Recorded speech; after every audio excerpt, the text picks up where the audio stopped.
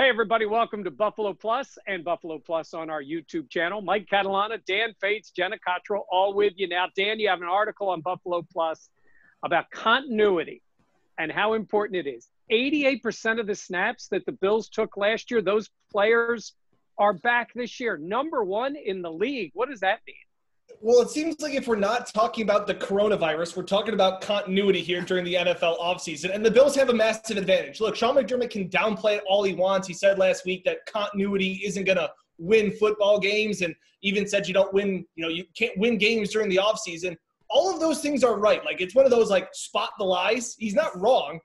But it definitely is going to help this offseason when this is such an unusual time. Look, now team practices are already shut down, so you can't even work out now with players. Mm-hmm. So to have the fact that they're going to have 10 starters on offense returning, 10 starters on defense returning, it's a massive advantage. You can't get around that.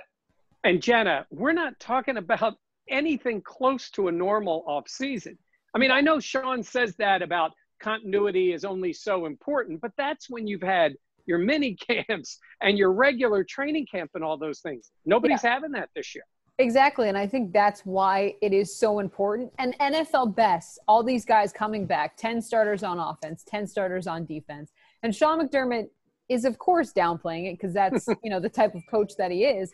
But at the same point, like you said, this is the weirdest offseason we've really seen in a long, long time. And to be able to have the relationship and the chemistry that these guys already have together. Look, the expectations we already know are high on this team, but the fact that they have that foundation to build off of for 90% of the guys on the team, that's huge.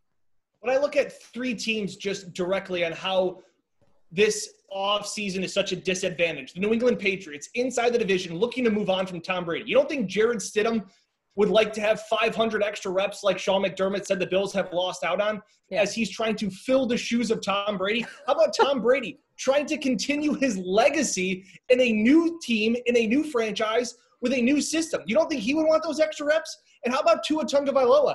He's also coming in as a top draft pick who's recovering from his hip being dislocated. Like, a lot of things, these guys are at a massive disadvantage while the Bills seem blessed right now with everything they've got going on.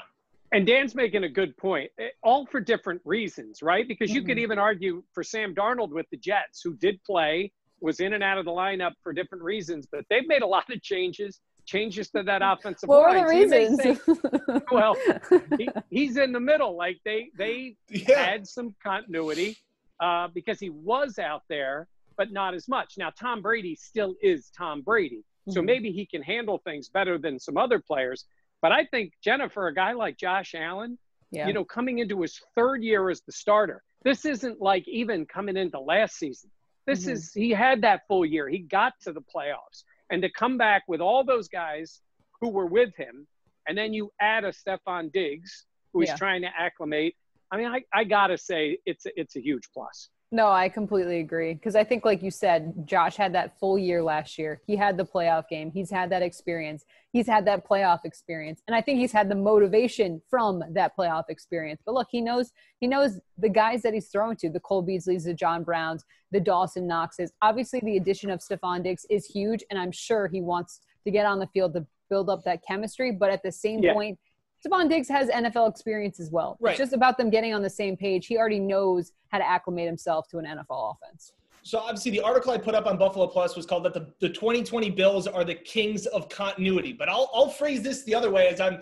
As we're talking about this now, I'm also thinking, guys, does this add more pressure onto the team? Because they don't I know it's not an excuse, but you look at some other teams that may be trying to rebuild and may say, like, hey, like, this is another obstacle. Sean McDermott talks about finding a way. But, Mike, is this another pressure that the Bills should succeed this year? Yeah, I think if it was a normal year from this point going forward, but look at what we could be facing this season. Yeah. You talk about excuses or not. I mean, there could be teams that end up having serious issues with COVID this year and lose players for long stretches or lose multiple players different weeks. We don't know what we're going to be facing this year. Yes, I guess it's just one of those other things that seem to be working in the Bills' favor this year.